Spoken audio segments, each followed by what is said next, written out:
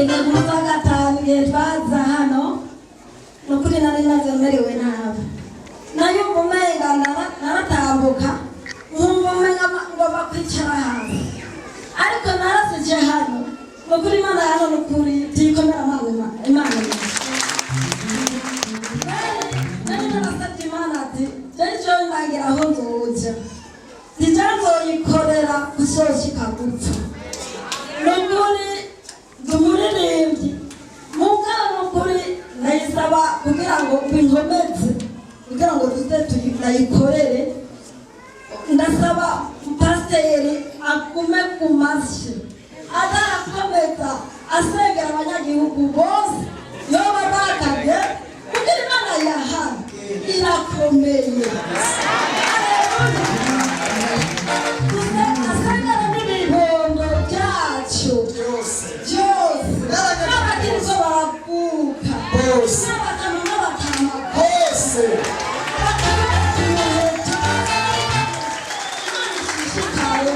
ibandanye urugendo nanjye injira inzira kugira ngo nayikorere cyane hano nzokama nayishima imyaka yose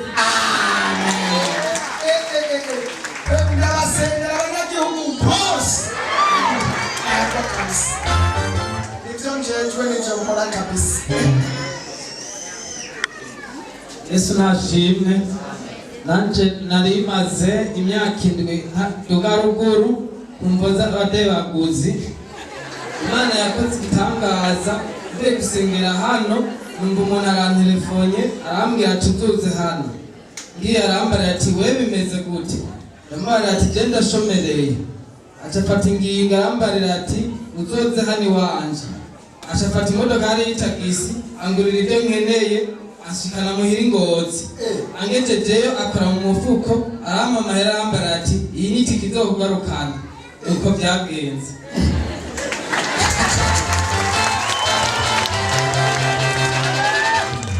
Hallelujah.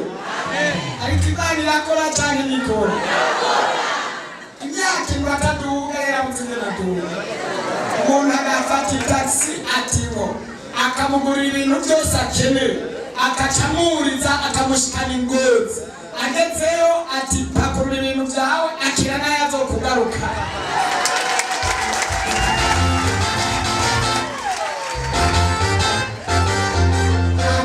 Imana ishimwe. Haleluya. Uyu munsi tugiye kwaba dusenga Imana ikoreshe n'abasi bawe bose.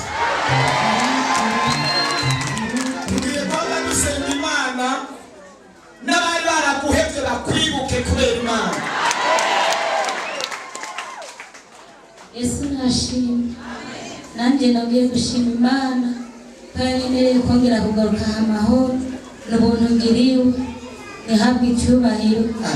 Nuko naragwaye nabonye ikiganza cyayo narinjiye ibitaro iranyitwararika kandi icyo shimira Imana nuko yampuje n'abashitsi bawe abo ntaziga Imana yakoresheje mu bintu bijanye n'uburyo kandi kigira kabiri narabonye Imana maze kugwa umwana we yaragwaye igitebo iranka kwahindukira wamunye na kakawumu Yesu nabwira abana tegera mukore kandi musenge nane ndabafashe Imana itabaye umwana nukuri Imana yaratabaye umwana navuga ngo habwe icyubahiro kandi habwe amashimwe namwongere Imana imuhumugisha aca bimenya mwibanga. Amen. Imana ishimwe. Ndabarabikije mu izina rya Yesu. Banje gushima ugutumira kwa Yesu. Yesu nashimwe. Jena agomba gushima ku mpamvu y'umuntu. Jena afise umwana w'umucuruko yaragwaye dimashe umbwiye aho yo higa. Nashe mvuye ku kazi sanga umwana yararembye. Sanga umwana mu masaha y'ine n'ibifungurwa n'ibikunda kwa bifungura. Hama shitse namubwira ati mu izina rya Yesu wewe urakira. Umwana yarakize. Hama ndamushimira rwose ukuntu yemeye kunywa urya munyu mu mazi. Hanyuma asharavuga ati mama urya munyu n'umwakura hamwe twajana gusenga. Ntego ngo Yesu nahimbazwe cyane. Inyuma y'iminota 2 umwana yaciye aja muri salo aratamba iracyariho kandi iracyariho cyane. Yesu nashimwe. Ibyo gusa ntibyahereye ngaho, hariho n'abagenzi benshi bagiye bagwara basanga aho nkorera banyitura ati nukuri narwaye ndarembye, nukuri ati bya naciye amasengesho nimba ari bw'ababwoba bya Satani, numva ndwaye rwose njugumira, numva ndibwa cyane bikomeye, ningo jewe ndafise umunyu natuye aho senge ndagushirira mu mazi nutagira ntuzoba wizeye umwami Yesu.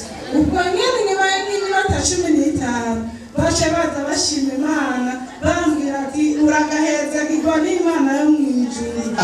Hanyuma nanjye nkaca mvuga ati ubwo n'ububasha bw'Imana nta yindi Mana ishoboye, nta muntu ahwanye nawe. Yesu nashimwe cyane, intare zanje nizo. Amen. Kwizera ukazana kunyu kawe tukagasengera, hanyuma ubushobozi bw'Imana bukakorera muri kajya kunyu. Ujya munyu usanzwe ari umunyu usanzwe, ariko si ujya munyu ukiza, ni ubushobozi buba bugiye mwujya munyu. Hari ubushobozi bw'Imana kuko imyunyu mwahora muyifise, mwahora muyiga iwanyu, kandi n'ubundi wazanye kuri wa wundi wasanzwe uri kurajya nyene, ariko isengesho rirarema. Elisa niko yabigenjeje. Imana yamubwiye ati fata umunyu uwusengere, hamuca ufata ku kunyu ugaterere mu isoko y'amazi, ayo mazi araza naho yahumanye aca ahumanuka. Nibwo bushobozi rero buriko burakora, si umunyu ahubwo n'ubushobozi bw'amasengesho, ni ijambo rirema riba rikoreye mu uwo muntu. Ni nkuko wovoma amazi harya ukizera ubushobozi ukayasengera, hama ukaca uyanwa ukaca wakira igitangaza mu izina rya Yesu. Ni ubushobozi bukorera mu ijambo. Yesu ashimwe cyane. Mani hapi icyubahiro, tubwize icyubahiro.